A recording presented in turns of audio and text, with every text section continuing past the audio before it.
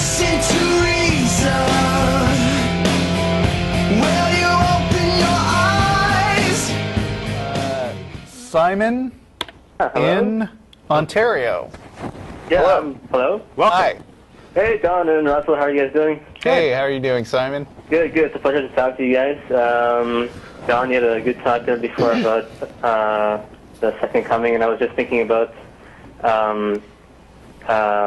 the analogy of that with the kind of Jewish version, where the Jews aren't waiting for a second coming, but for Their first Messiah, coming, right? I guess. Right. And I was just thinking to myself, like, assuming that happens, like, what happens after that? People are just, like, in a state of amazingness for the rest of eternity, for millions of years? Like, Well, it's like in Star Trek when us, where we had this turmoil and there's a build-up to the coming, and then those guys kind of just have it easy. You know, they're born, they live their entire life, and then, I don't know. So, Well, I was going to make an analogy that in Star Trek we know that Spock's blood is green, right? But Yeah. but we don't know the color of his bones because that was never discussed in the show. So you're off the script is the problem. okay. Yeah, it's like You've run off the rails of the fiction. what blood type is the Mad Hatter? So that's the answer. Is that the story only went so far. It didn't cover all the eventualities. Oh, yeah, I see what you're saying. Yeah, I see what you're saying. Yeah. So I had two things I wanted to do. One was to ask, like, a quick question on your opinion on the Kuzari argument. Not familiar with that? But Sorry? what is that?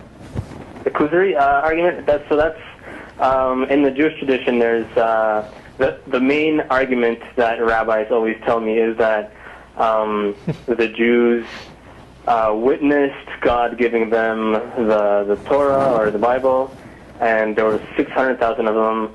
And after that, 600,000, big number. Yeah, and then after that, they passed down that story. And so the argument is, how can the Jews have this story in their Bible if it didn't happen? Well, it's funny you should mention that, because last week I saw Christopher Hitchens rise from the dead. Do you believe me? Oh, I saw it too. Yeah. Actually, Believe me more. It happened. It just so happens that 1 million people were with me, even more than in that story. I can't give you any of their names, and none of them bothered to write it down, but I'm telling you now that there were 1 million people, and so you couldn't disbelieve me if 1 million people agree with me, right? Yeah, I got a videotape in the mail about Jesus, and the outer material for it claimed that 3 billion people had seen this videotape. I mean, the thing is, I kid, but some people say things that aren't true. Either they know that they're not true, or they really want them to be true, and they delude themselves into believing It's oral it. history, and it gets embellished along the way. Yeah, and sometimes they come up with numbers in order to make their story sound impressive that actually, I mean, if it's part of the one story that says, I saw this thing, and so did 600,000 of my friends, just because it says that in there doesn't mean that the 600,000 were there. And it is like their kind of main argument, which, well, it sucks. It's just shocking. It's just crazy. Yeah, the skeptic in me says, well, that's a claim that has to be proven somehow. Yeah, exactly. I mean, if that's the only argument, and you don't have anything else, then it's... Yeah, and historians actually have ways of working this stuff out. I mean, people call us and say, well, you don't have any evidence that Julius Caesar was alive. But the fact is that it wasn't just like one guy or a handful of buddies who said, I swear I saw this guy, Julius Caesar, do amazing things.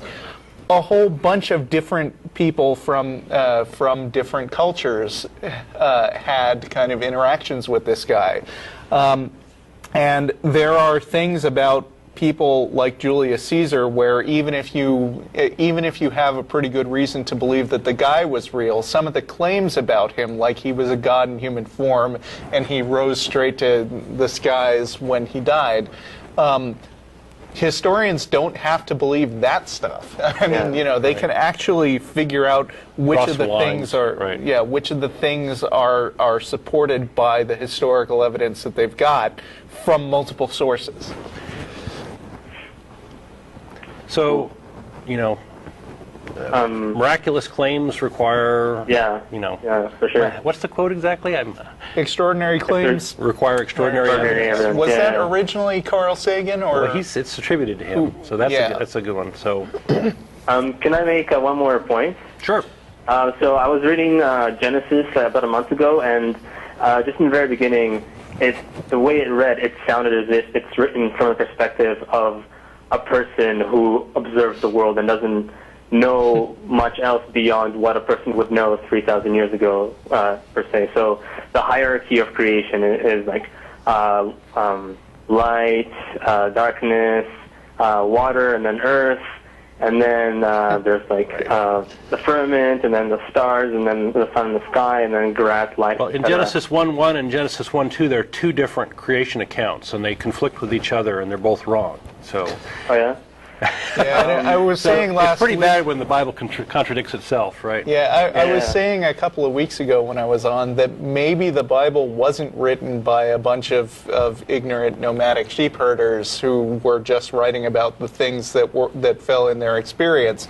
But if it wasn't, then somebody sure went to a lot of trouble to make it look like it was. Yeah, exactly. Yeah, maybe we should hatch a conspiracy theory. And so. Like the interesting thing that I discovered was I was reading the Hebrew version. I read it in Hebrew. Well, I'm impressed.